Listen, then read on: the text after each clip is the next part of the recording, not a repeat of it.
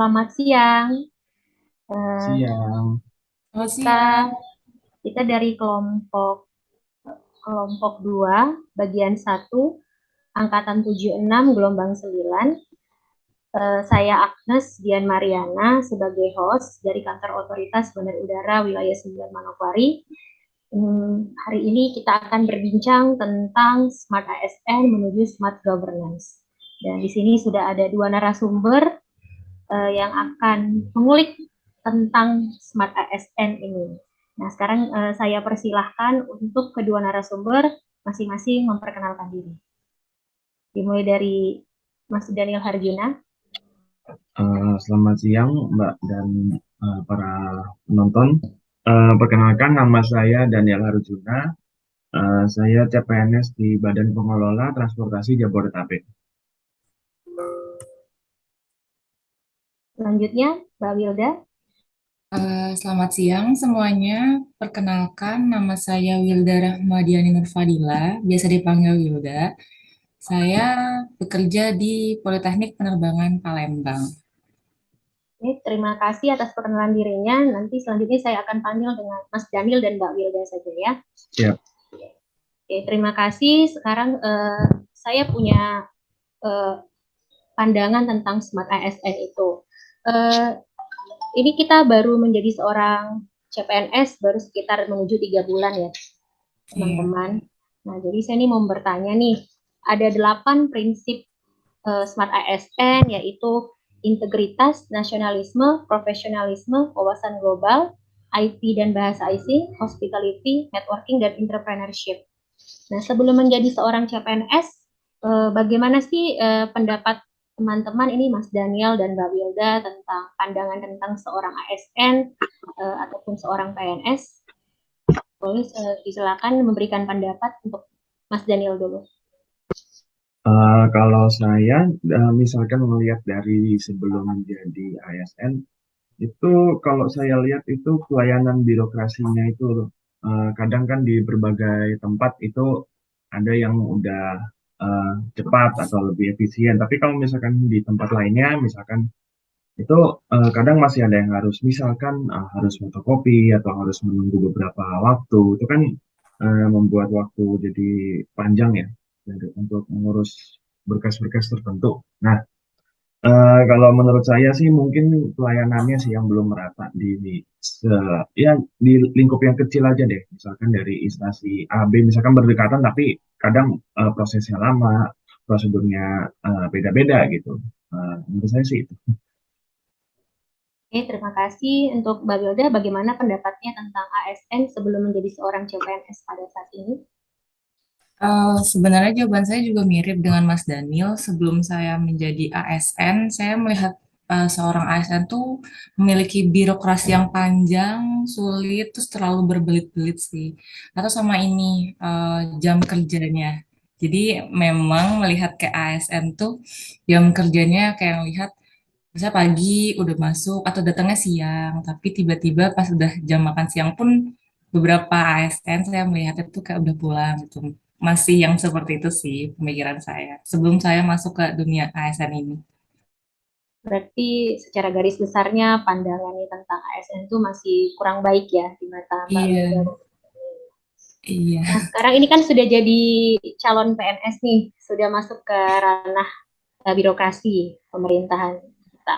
Nah, pada saat pertama kali kita masuk kerja nih, eh, apakah pandangan eh, teman-teman ini tentang, kan kita nih sudah tahu nih Smart ASN yang tadi 8 prinsip, kira-kira di lingkungan kerjanya eh, itu kan sebelum tadi, nah sekarang sesudah, apakah Smart ASN itu sudah diterapkan nggak sih di lingkungan kerja Mas Daniel ataupun Mbak Wilda?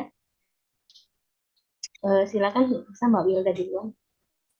Kalau menurut saya setelah masuk ke dunia ASN ini di tempat kerja saya ada beberapa poin yang masih belum terimplementasi sih Mbak Agnes untuk menjadi smart ASN dan perlu peningkatan lagi gitu. Terima kasih Mbak Agnes dan Mbak Wilda. Saya juga setuju sama pernyataannya Mbak Wilda mengenai ASN di tempat kerja. Mungkin ada beberapa prinsip yang sudah diterapkan. Contohnya apel pagi yang meningkatkan nasionalisme juga disiplin dari ASN. Tapi juga masih ada beberapa yang harus ditingkatkan oleh kami sebagai ASN yang baru maupun yang lama gitu, Mbak. Berarti ini dari 8 nilai prinsip ASN ini belum sepenuhnya masih diterapkan ya di kerja masing-masing. Nah, Iya. menurut Mbak Wilda dan Mas Daniel nih, kira-kira selama hampir 3 bulan bekerja di unit kerja, dari 8 prinsip ini ada 8-8 ini sudah diimplementasikan tidak? Atau memang ada beberapa dari 8 ini yang sudah diimplementasikan? Bahkan Mas Daniel? Terima kasih untuk Mbak Agnes pertanyaannya. Jadi jawaban saya juga sebenarnya mirip sama dengan Mas Daniel. Jadi poin-poin dari Smart ASN yang saya sudah implementasikan di tempat kerja itu ada integritas pertama, itu berusaha untuk selalu bertanggung jawab dalam pekerjaan, kemudian berusaha untuk selalu datang tepat waktu, pulang juga sesuai dengan jamnya. Kemudian poin yang kedua yang sudah saya terapkan itu nasionalisme. Sebagai contoh, itu setiap hari Selasa dan hari Jumat itu memakai baju batik ke tempat kerja. Lalu yang ketiga itu poin profesionalisme. Mungkin saya selalu berusaha mengupgrade diri dengan mengupgrade ilmu yang sedang berkembang sekarang. Dan yang terakhir mungkin hospitality. Jadi setiap ke tempat kerja itu menerapkan harus bersikap sopan, selalu senyum kepada pegawai dan lain sebagainya. Itu sih Mbak Agnes. Terima kasih. Berarti hampir dari 8 nilai Smart ASN itu 3 bulan ini sudah teman-teman implementasikan.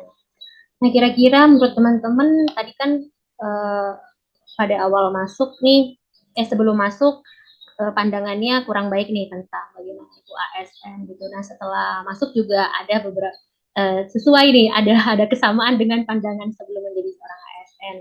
Kira-kira menurut teman-teman ini apa sih yang membuat ASN itu mendapat pandangan buruk dari masyarakat gitu? Kenapa bisa gitu? Kira-kira kayak seperti kurang ya kayak gitu tadi yang kayak Mas Daniel bilang, masalah birokrasi yang begitu ribet ke sana kemari, pelayanan yang kurang cepat. Kira-kira apa sih yang membuat sulitnya masyarakat percaya atau mengubah pandangannya tentang ASN itu? Oleh Mas Daniel? Kalau menurut saya sih mungkin transparansi layanan ya. Jadi kan dengan adanya Smart ASN ini kan diharapkan masyarakat juga bisa memantau kinerja dari ASN terhadap uh, kebutuhan masyarakat. Nah, tapi kadang beberapa instansi pun masih belum dapat memberikan itu gitu, memberikan transparansi atau memberikan bentuk-bentuk kepercayaan. Soalnya kan kalau misalkan kita lihat sebagai masyarakat biasa itu kayak kok ASN kok ya kayak Mbak Wilda itu kok pulangnya cepat atau kok udah pergi aja kok lama banget gitu. Nah itu tapi mereka juga nggak tahu juga misalkan mereka misalkan membuat KTP tapi mereka juga nggak tahu ini kapan jadinya sih masa harus ngecek-ngecek dulu gitu. Kan kalau misalkan udah ada Smart ASN ini kan ya diharapkan kan masyarakat contohnya misalkan lihat aplikasi, oh langsung tahu nih, ini kira-kira bentar hari ini jadi gitu. Jadi nggak usah bolak-balik, nggak usah cuti gitu kan, lebih efisien gitu. Pandangannya Mbak Wilda bagaimana? Sama sih Mbak, menurut saya juga dari apa ya kebiasaan mungkin yang belum diadaptasi sama masyarakat kita. Jadi masyarakat kita nih masih melihat kinerja ASN yang seperti zaman dulu mungkin ya, yang kayak serba lama, birokrasinya juga berbelit-belit. Jadi belum bisa menerima kalau misalnya sekarang nih sebenarnya kerja ASN nih sudah mulai banyak peningkatan, banyak perbaikan gitu. Jadi belum ini sih Mbak, masih belum diterima di masyarakat kita yang seperti itu gitu. Padahal sudah jauh lebih baik dari sebelumnya gitu. Eh, ini kan salah satu nih saya mau kulik nih dari 8 prinsip Smart ASN yang tentang inovasi, itu entrepreneurship ya. Dan juga ini berhubungan dengan IT juga sih, tentang digitalisasi. Tadi yang Mas Daniel sempat singgung juga masalah aplikasi yang bisa digunakan, jadi kita nggak harus datang ke tempat, dan itu juga memudahkan dan mempercepat pelayanan. Kira-kira ketika aplikasi itu dibuat, apakah nanti masyarakat bisa beradaptasi juga dengan penggunaan IT dan inovasi terbaru?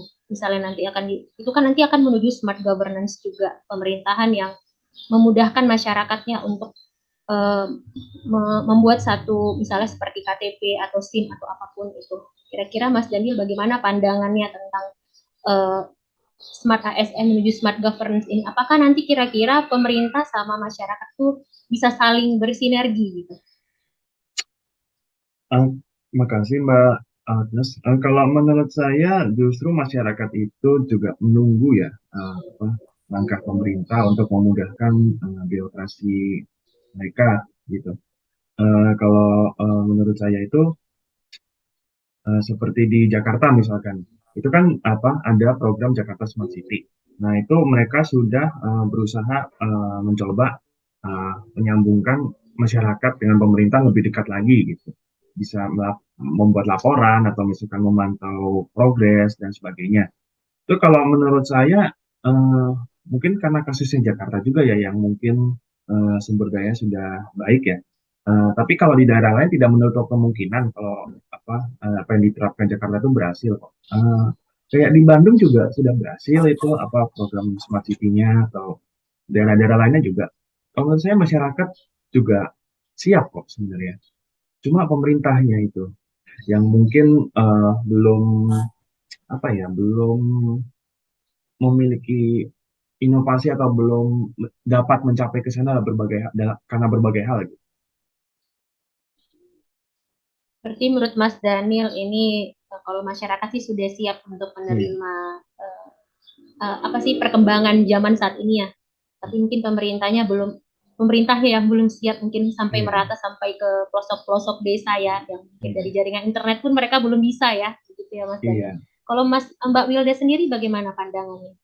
Kalau menurut saya pun masyarakat sekarang nih emang butuh berhubungan seperti ini sih Mbak. Jadi emang memudahkan juga untuk setiap birokrasinya juga memudahkan birokrasi, tapi yang harus digarisbawahi, jadi pertama pasti belum meratanya kayak pengetahuan masyarakat mengenai mengenai aplikasi yang digunakan saat ini gitu.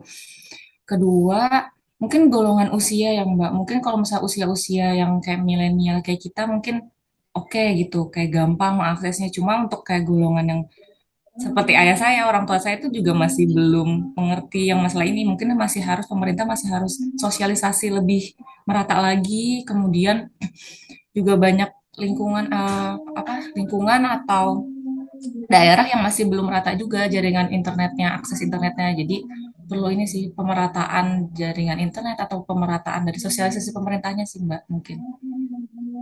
Kira-kira nih potensi untuk menuju smart governance menurut nih pendapat pribadi dari Mas Daniel dan Mbak Wilda, harapannya juga nih menuju smart governance, apalagi sekarang sudah menjadi bagian dari pemerintah yang akan melayani masyarakat ke depannya. Pasti ada dong harapan-harapan yang ingin membuat juga terobosan baru dari Mas Daniel dan Mbak Wilda untuk menuju menjadi smart ASN, menuju smart governance. Gimana kira-kira harapan ke depannya untuk Mas Daniel dan Mbak Wilda?